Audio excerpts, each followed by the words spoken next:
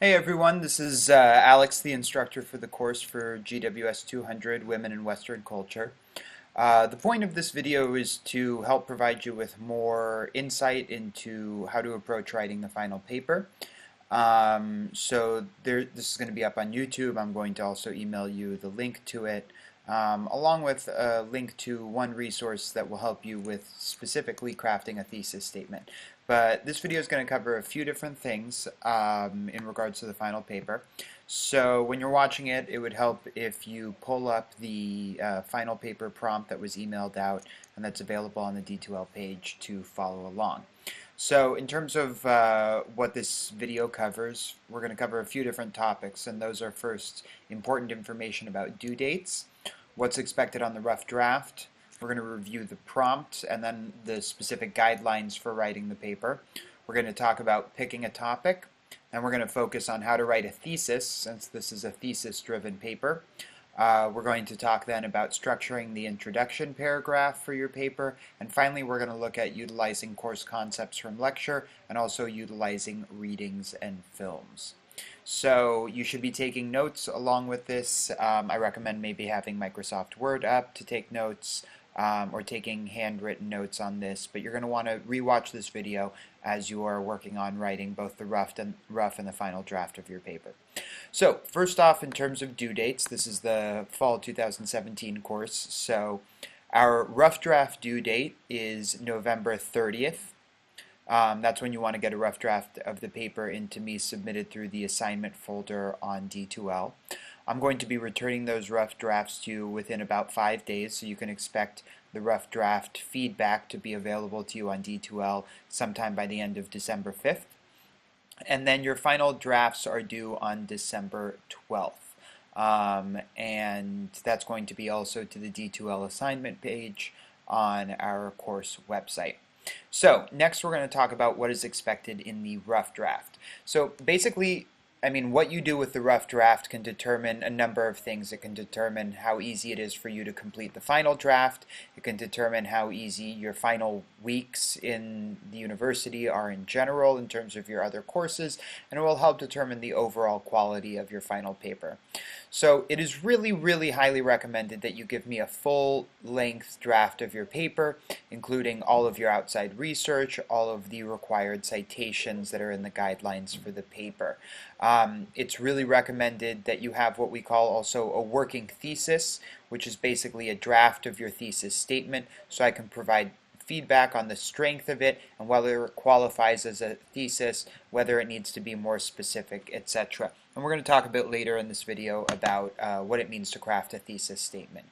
Now, if you provide more material to me on the rough draft, I will be able to give you more detailed feedback, which will not only help your writing in other courses to help kind of give you insight into the writing process, but also give you a clear pathway to a good grade on the final draft of your paper. If you complete your paper in its entirety or in its full form in the rough draft, you won't have to spend as much time editing your paper for the final. This will really help lighten your overall workload in the final weeks of the semester and allow you to focus on the final papers in other courses. Now, one thing that is certainly not going to be okay is if you submit just an outline of your final. I really need to see substantial work put into the rough draft of the paper. And this isn't just because of a personal preference that I have for having feedback from an instructor during the writing process, but also because this is a Tier 2 Humanities course and a Tier 2 Diversity course, and both of those come with the requirement that you have to have a substantial writing assignment that you receive feedback on before doing final edits. So that's what's expected in your rough draft, and really, trust me, even if you've never done it before, getting in one of your finals completed early on is just about the best feeling in the world, to be able to focus on your other courses where you're going to probably have final exams, in addition to probably other final papers. So next we're going to look at the prompt for the paper. So I'm going to start by kind of reading directly off of what the prompt covers, and you can see this in the page that was handed out over email and is available on D2L for the final essay prompt. So this final paper will test your command of course material through rigorous application to and analysis of a gendered cultural practice of your choosing. You will approach that cultural practice using the theories and concepts found throughout the lectures, readings, and films. You want to explain why the cultural practice is important to the study of gender, and chances are that'll be because it directly involves gender in some way, what we can learn from studying that cultural practice, and in particular, you really want to be answering the question, what would the authors and filmmakers from our semester likely say about the practice, in addition to what I as an instructor would likely say about the practice based off of the different terms and theories and concepts that I've talked about during lecture. Now, during the course of your paper, you're going to want to answer all of the following questions about your cultural practice in a thesis-driven analytic paper. Again, we're going to talk more about the thesis later, but it's important to say right now, your thesis itself will not be an answer to any of these questions, nor should you answer these questions at a paragraph level. In other words, you shouldn't have one paragraph that answers each and every one of these questions individually, because then you're not going to have a cohesive thesis-driven paper with one main idea that you develop throughout it. Instead, your argument should address these questions as it develops throughout the paper. Some of these questions you'll decide to spend more time with, and some you'll decide to spend less time with. So, first off, what is your cultural practice, its scope, its participants, the people it affects? Now, really, part of this is trying to explain, as you'll want to do in the paper, why your practice is important. Why is it worth it to write a paper in a course like this about a practice like that? And obviously, that's going to be in part because of the people that it affects. The next question is, why is your cultural practice important to the study of gender, and what does it tell us about how gender operates in society? So this is kind of obvious with a course like this, and I'm sure for the vast majority of you, you're going to be picking a topic which blatantly has to do with gender by talking about gendered groups of people, by talking about women, by talking about black women, by talking about lesbian women, by talking about men, by talking about black men, by talking about gay men, and even going more specific than that. Next is, what sort of representational politics are involved? Who's being represented, by whom, and with what effects? So throughout your paper, you're probably going to want to have representation, representational practices, representational politics as kind of key concepts that you weave throughout the paper. Next, what systems of oppression does your practice contribute to or combat, and how? And you're going to really want to answer both parts of this question. The practice in general, how does it contribute to a particular system of oppression? Or if you're looking at a countercultural practice, how does it help combat that system of oppression? Now remember, whenever we're talking about systems of oppression, right, we're talking about systematic oppression, you're going to want to address all three aspects of systematic oppression: individual, institutional, and ideological. And that's actually a really good way of helping to format some of your paper, right? You might even decide that each of your main ideas is going to get a couple paragraphs, and each of those ideas is going to be focused on either the institutional, ideological, or individual approach to systematic oppression, or component of systematic oppression. And then finally, what three course concepts and theories help to understand your practice, and what do they tell us about it? And here it also says to make sure you define your concepts clearly and apply them in your answers to the preceding questions. So when I say 3 course concepts, what I'm trying to stress is that you should have 3 course concepts that you really use extensively throughout the paper. Although this doesn't mean that you should only use 3 key terms from the course. You should be using at least 6 to 10 key terms from the course lectures to help develop your argument. And you can find the list of all the key terms in the content section of D2L, in addition to going back through all of your lectures throughout the course to look again at what I wrote and what I said about those terms. You want to really use them in as much detail as possible. So the next section in this video is talking about the guidelines for the paper, which are in your final paper prompt. So some of the requirements that we have here are, first off, 7 to 8 pages, and this is a minimum of full pages, double-spaced, single-space heading. And works cited is not included in those 7 pages. The works cited page will come after the body of your paper. Next is that it has to be a thesis-driven paper, and we're going to talk about that later on, but for now we can say the thesis is the main argument of your paper, and every single paragraph in your paper should be built around arguing that thesis. Next, we're going to need a works cited page to be completed in MLA, APA, or Chicago format. If you have another format that you like to use, that's okay, let me know. But you need to do the works cited page in complete and near to perfect MLA, APA, or Chicago format, whichever you're most familiar with at this point.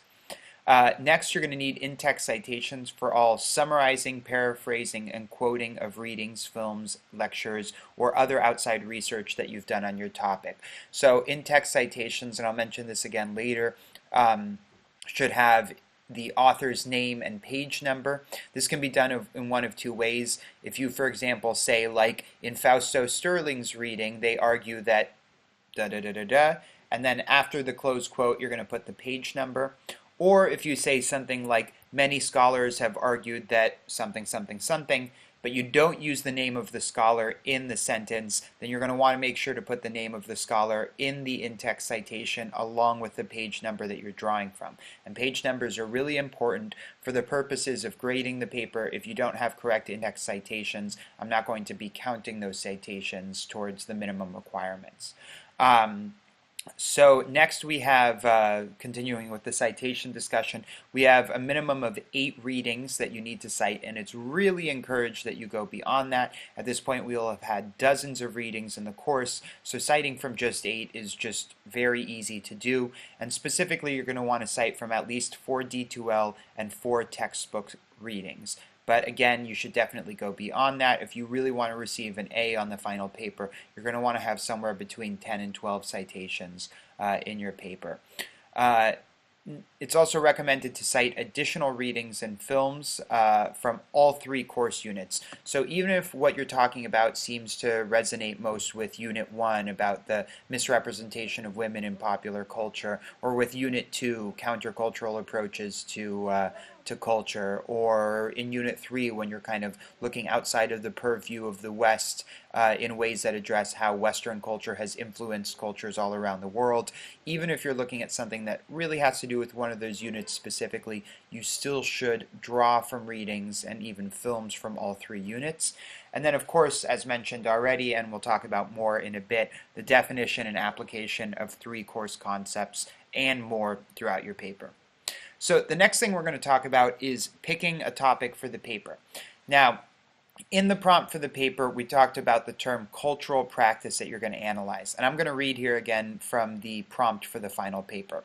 The term cultural practice is meant to indicate something ongoing, multi-sided, and systematic, not just a single item or object, or we might say in this course, a cultural artifact.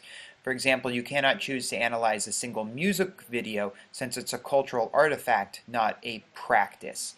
Instead, you need to choose to analyze. You could choose, for example, to analyze the production of pop music videos since 2010, the representation of women's sexuality in music videos in 2017, or the reception of female pop singers on social media since 2014. All of which are cultural practices, not simply cultural artifacts. This doesn't mean that you're not going to be looking at cultural artifacts, but you're going to be looking at them as emerging from a particular practice.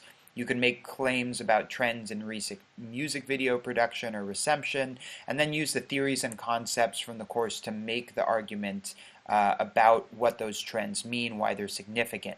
You would draw examples from multiple music videos, multiple artists, and from multiple years perhaps, and you would also add to your video analysis additional outside research on the cultural practice, which is really, really important to be doing outside research to see what people have said about this cultural practice, not just from the readings in this course. Now, I choose this approach for a number of reasons. There's reasons I choose to have you analyze a cultural practice rather than to analyze a single or multiple cultural artifacts. So first off, picking a practice helps identify something ongoing, which allows you to analyze it as systematic rather than a single, potentially isolated cultural artifact. This way you can interpret what that practice means and why it's systematic. And when I say here systematic, it's really meant to reference our approach to systematic oppression, which is something ongoing and multi-sided, as the prompt suggests of a cultural practice. When we're dealing with an ongoing multi-sided practice, it allows us to approach the systematic oppression framework from all 3 axes. So, For example, which individuals are actively choosing to participate in this practice and how? That's the individual level. What are the institutional dimensions of this practice? What institutions routinely support it? What institutions routinely oppose it, right? That's the institutional level. And then we might also ask, how is this practice reflecting a particular ideology, which is repeated in multiple ways in multiple places? And that you can analyze by identifying a sort of pattern that represents an ideology at work, right? So if we're going to continue with like this music video example, if we were to talk about how women's sexuality is represented in pop music videos, you might say that you identify a sort of pattern in terms of the representational practices in those music videos that lead you to make conclusions about an ideology around women's sexuality that operates in them. And of course, if we're talking about women's sexuality and representation, there's obvious citations from the course that go hand in hand with that. All right, so the next section, and I mean everything here we're talking about is important, but I think this is a really important section, is on writing a thesis. Because from past experience teaching this course and similar courses in our department, one of the biggest issues most students seem to have with research and analysis papers, and this paper is really both, is with writing a thesis statement and, more broadly speaking, a thesis-driven paper. Now this part of the video here outlines some of the pitfalls you should avoid and also details what is a thesis statement and what is not. So one of the biggest pitfalls that you want to avoid is writing your thesis first, right, before you start writing and researching your paper. A thesis statement in the humanities and social sciences is not the same thing as a hypothesis that you might have learned about when you've discussed the scientific method in other courses. You're not testing a guess about what's happening. You're arguing very analytically a particular point. So this means you should do your research, think about the readings and course concepts that you want to use, and begin writing. Look for connections and places to be analytic and insightful about your practice, and eventually a thesis will emerge, and that's when you write it. Normally a thesis is written sometime in the middle of the writing process and revised throughout. Now, this kind of connects to a related pitfall, which is not adjusting your thesis to reflect what you have written. So many scholars write individual ideas, single paragraphs at different times, and slowly begin to string them together long before ever writing a thesis statement. I've written over 100 pages, for example, in my dissertation, and it's still not clear necessarily what the main thesis for my dissertation will be. If you begin with a thesis and then write, and then you don't go back and edit your thesis later, then your whole intro will seem as though it doesn't relate to the paper, and it'll seem like you actually didn't back up the thesis that you bring up in your introduction. So don't write the introduction first, write your body paragraphs first, come up with your main ideas, figure out how they connect together, and look for what sort of argument they make about the cultural practice you're analyzing, and that's how you're going to want to come up with your thesis. Now, here's a number of tips for how to write a thesis statement. So first off, don't confuse a thesis statement with a topic. A thesis statement explains your take, your angle, your argument about a topic. So for example, pop music videos since 2017 isn't a thesis. Masculinity in pop music videos since 2017 isn't a thesis. You're going to want your thesis statement to be what you're going to say, what you're going to argue about your topic. So for example, if you were to say, in this paper I discussed the production of music videos in the pop genre since 2015, that's not a thesis statement. That's just a topic sentence about what you're going to talk about. Now, if you were to say, in this paper I argue that the production of pop music videos since 2015 reflects a changing form of sensitive masculinity expressed through the recurring image of a damaged male lover, right, to get very specific, that is a thesis statement, right? Your topic is still about the production of pop music videos since 2015, that's your practice, but the argument that you're making about that practice has to do with the sensitive masculinity expressed through the recurring image of a damaged male lover. So you need to make sure your thesis is not simply stating your topic. Your topic should be mentioned at the beginning of your intro paragraph, and your thesis should then explain the argument you're making about that topic.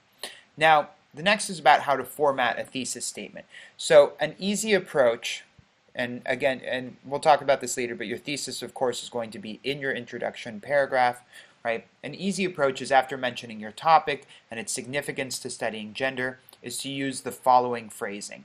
So a thesis should be 1 or 2 sentences, and I like to use the 2-sentence format to approaching thesis statements. So in the first sentence in the thesis statement, I like to say, in this paper, I argue that blank, right?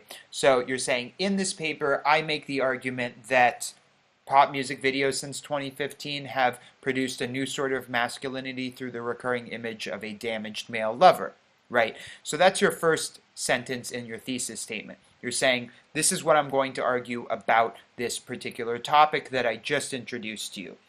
Now, the second sentence in your thesis statement would be a roadmap for your paper. So you would say, in order to explain this argument, I will look at 1, 2, and 3, or 4, or 5, or however many main points you have in your paper, right? You'll say, in order to explain this argument, in order to assess this claim, in order to basically prove my thesis, I will be looking at 1, 2, 3, etc. And each of these numbers, 1, 2, and 3, these are going to be the main ideas of your paper, the main points that you're going to be making, each of which will have a paragraph to 2 or even 3 in order to develop those main ideas, right? And we call this a roadmap a lot of times in academia. So what this means is your 2-part thesis statement, your 2-sentence thesis statement is going to say first what you're going to argue, and second, how you're going to be arguing it through these main points. So the next thing, and we kind of hinted at this already, is where a thesis statement should go. So in an essay of this length, being a shorter essay, it should be at the end of your introduction paragraph. With an essay of this length, your introduction paragraph should at most take up the first half of the first page. You shouldn't have a lengthy introduction that goes all the way onto the second page. And your thesis statement, your 2-sentence thesis statement, should be explicitly clear through its location, and typically you can do that by locating it at the end of your introduction paragraph. All right. Next, the thesis statement should be one idea, right? It's not a collection of ideas, the way your roadmap is explaining the 3 main points or 4 main points that you're going to have. A thesis should be a single idea. You have main points to support it, but still there's really one claim that you're making about the practice that you're analyzing. So if you're using terms like but, and, or, so, right? Terms like this, what we call fanboys, for and, nor, but, or, yet, so, right? In your thesis statement, that's probably a bad sign, and you should look for ways to replace those terms with phrases like through, although, because, or since, right? That way you're connecting both parts of your, the independent and dependent clauses of your thesis statement to make them one cohesive idea. Next, your thesis needs to be very specific, right? You need to specify your thesis as much as possible. This isn't the same thing as specifying your topic. The topic, of course, should be very specific. For example, you cannot talk about the production of music videos. That's just way too broad because there's so many music videos to pick from, and whatever you argue, I can probably find some music videos that say something different, right? Now, in that example, right, the production of music videos, you should pick a specific genre, a specific location, a specific time frame, right, or come up with other ways to specify your topic. For example, the production of hip-hop music videos in the U.S. since the 2016 election, right? So let me give you another example of this then with a thesis statement, right? And this is drawn from one of the resources that I link into in the email that I'm sending this video out in. So one example would be, there are serious objections to today's horror movies. That's just really broad, right? It doesn't tell you very much. And most people would probably not disagree with it, right? A better thesis would be, because modern cinematic techniques have allowed filmmakers to get more graphic, horror flicks have desensitized young viewers to violence, right? That's way more specific, right? The first one, there are serious objections to today's horror movies, doesn't tell me very much at all, but if you were to explain specifically one of those objections, that because of new cinematic techniques that increase graphicness of horror films, they have desensitized young Americans to violence, that's saying something really specific. That's a really solid thesis statement. Now, The next thing is your thesis needs to avoid opinionated or qualifier statements, right? Now you are making an argument, of course, in the paper, but that's throughout the entire paper. In your thesis statement, you want to avoid opinionated based statements, right? You shouldn't write that something is interesting or exciting or bad or negative, right? These are very vague and kind of opinion-based terms. You want to be very specific about what something does. So to use the previous example, right, you shouldn't have a thesis that says like horror movies are really bad, right? You'd instead want your thesis to be that because of increased graphicness in horror movies, they desensitize young Americans to violence, right? So you shouldn't, instead of writing these very vague words like interesting or exciting or negative, don't say something is negative, specify why it is negative, right? Don't say something is interesting, specify why it is interesting. State your argument about what that thing is, right? What it's doing, why it's interesting, why it's negative, etc. Next, your thesis statement needs to really clarify your position on the topic, right? So do not say something like, in this paper I discuss, or in this paper I describe, or in this paper I will write about, right? You really want to make it clear that you're making a claim, you're making an argument, right? So here's an example. If you were to write, in this paper I will discuss the relationship between hip-hop and masculinity, that doesn't really make a claim or make an argument, right? But if instead you were to say, in this paper I argue that hip-hop videos since 2014 reflect a form of black masculinity that asserts itself in response to police violence, that's very specific. You're clearly stating your position on the topic, right? The topic, of course, being masculinity and hip-hop. You're saying something very specific about what you're going to argue, so make sure you're doing that in your paper. Now, the next thing to consider with a thesis statement is you have to argue something original and debatable, right? So you can't really say something that's already a fact, right? It needs to be super debatable, which means somebody might disagree with it and be able to present evidence to the contrary, to make a contrary argument, right? So, for example, if you were to say, in this paper I argue that the sky is blue, right? That's not really debatable, right? It's not a thesis at all. It's kind of more of a statement of fact, right? If you were to say, in this paper I argue that such and such cultural practice is both good and bad, that's kind of a statement of fact again, because pretty much everything can be interpreted as being good and bad, right? You need to really say something original and specific and debatable, right? So for example, to continue with this hip-hop example, hip-hop and masculinity thing, the example I gave was that I argue that hip-hop videos since 2014 reflect a form of black masculinity that asserts itself in response to police violence, right? So thinking about that example, many people have already talked about hip-hop and masculinity. So if I were to simply say, like, in this paper I argue that hip-hop displays masculinity, that's not original, it's not specific enough, it's not really debatable either.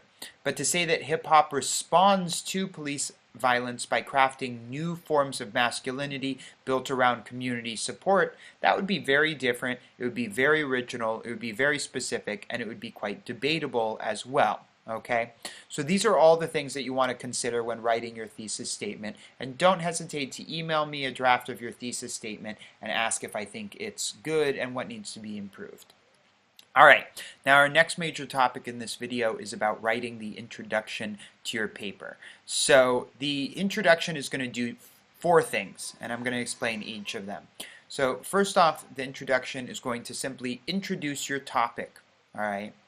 Next, it's going to explain the significance of your topic to gender.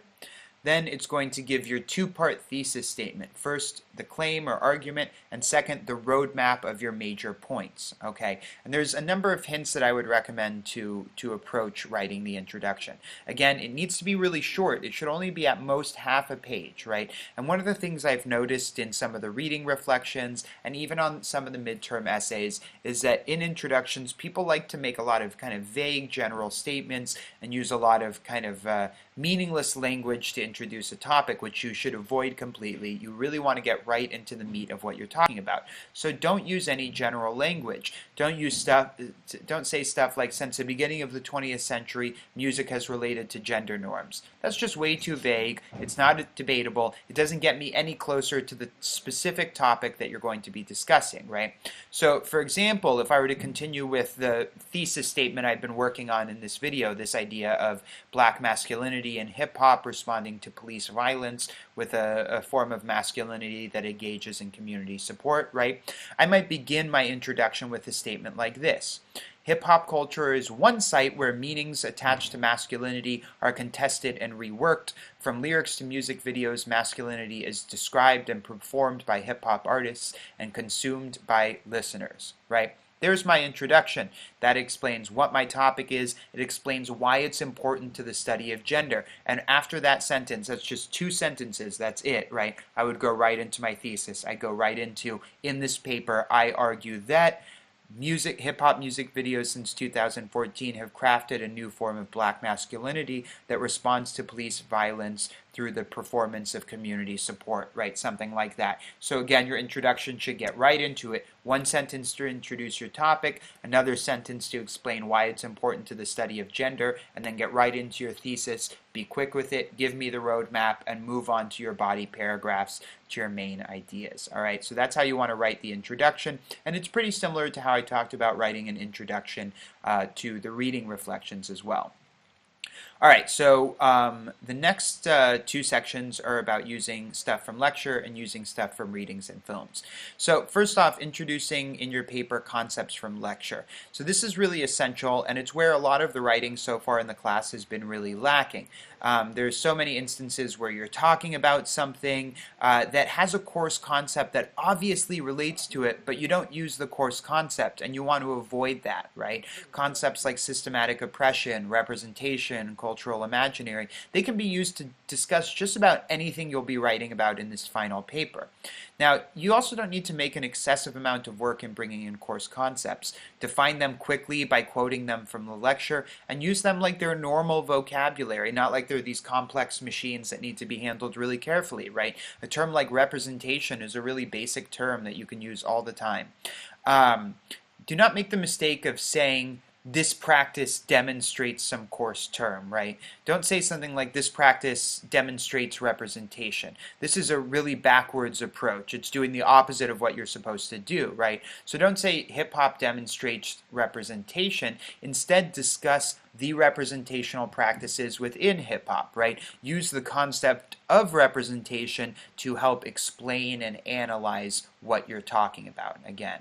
All right, so do not give me any stuff where you say this particular practice is a good example of this course concept. No, use the course concept to analyze the practice, right? The next thing, and really important for this final paper because we have minimum requirements for the number of course concepts you need to use, is don't organize your main points around single course concepts. Right? Weave those concepts in and out of the paper. Don't have one main idea that's about representation, another main idea that's about systematic oppression, right? Because this means you're going to be isolating concepts from each other, even though those concepts are completely related to one another. What you might want to think about doing is drawing a concept map, right? Think about all the concepts you're going to want to use, and then create a little map, you know, with the concepts with lines connecting them, and on those lines explain the relations between them. This is kind of like what we did with the short answer questions on the midterm. Just about any 2 terms in this course can be connected to one another, right? So, for example, I'll just pick randomly multiracial feminism and representation, right? So I could easily make the argument that multiracial feminism can engage in culture and cultural politics by making sure that representations of women are diverse and don't just include a narrow representation of white, wealthy, heterosexual Christian women, but also include representations of women of color, of women who are lesbians, of trans women, etc., etc. And boom, I just related those 2 concepts to one another. So if you have one paragraph that's about representation and another paragraph about multiracial feminism, right, then it'll bum me out. I'll be like, why didn't you make those into one main idea and show that they kind of connect to one another, right? Now, as a final note about quoting definitions from concepts in lecture, you have to put any material from lecture into quotation marks and cite it. These are my original materials. I wrote these lectures. I came up with these definitions, right? And using them without putting them in quotes and citing them is basically plagiarism. Now, I've completely been lenient on it in the past because I understand that there's this kind of logic of, well, this isn't published somewhere, so it doesn't need to be quoted and cited, but it definitely does need to be.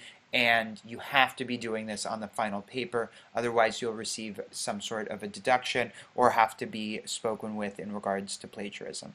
So now the very last topic we have in this video is about using readings and using films in your final paper. So make sure to integrate your readings in a way that does not misuse them.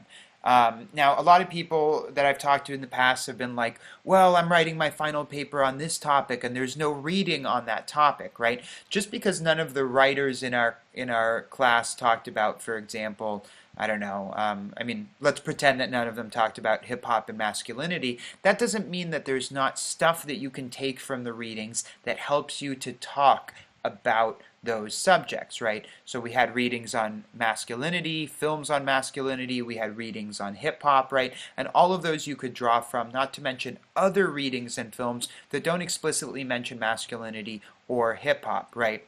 So when I say don't misuse them, what I mean is don't simply exclude words from quotes that make things seem like they work for your paper. Instead, include those words and contextualize them. So, for example, if the author you're quoting from was writing a sentence in a paper about sports, don't cut the sentence up and selectively quote it to use it in a way it was not intended for. Quote the author in their entirety and then clarify that while they were talking specifically about sports, their insights allow us to think about this other topic that I'm writing about, right?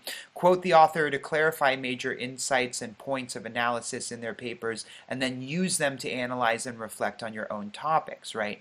So, for example, if we have Dream Worlds talking about pop and hip-hop music videos, right? If you were to then talk about mainstream Hollywood cinema, right, you could still use quotes from Dreamworlds and be like, although this is talking about music videos specifically, these same insights apply to the representation of women and to the male gaze within mainstream Hollywood feature films, right? So you don't need to, you want to be able to say, okay, while the author was talking about this, it also applies to what I'm talking about, right? You want to say the author helps to shed insight on such and such a topic in general, and I'm kind of talking about that myself too, right? Next, as a matter of formatting, this is just a final note. Every single citation, again, should have the author's name and the page number. The author's name should either come in your sentence or in the parenthetical in-text citation at the end of the sentence. And of course, the page number should always be in that parenthetical in-text citation at the end of the sentence. If I see citations without page numbers, I will make a deduction towards the total number of citations that you have in the paper. So that pretty much wraps this video up. I hope that helped clarify a lot of stuff with writing the final paper. Again, always email me with any questions you might have during the writing process. Feel free, and I encourage you to look into the resources section on D2L where I have links to the Writing Skills Improvement Workshop. I think it would be really wise for as many of you as possible to take your rough drafts into the Writing Skills Improvement Program, into one of their tutoring sessions, which are free, to get expert advice on revising and writing your paper. And of course, yes, email me with any sort of questions that you might have. I look forward to reading your rough drafts. Thanks.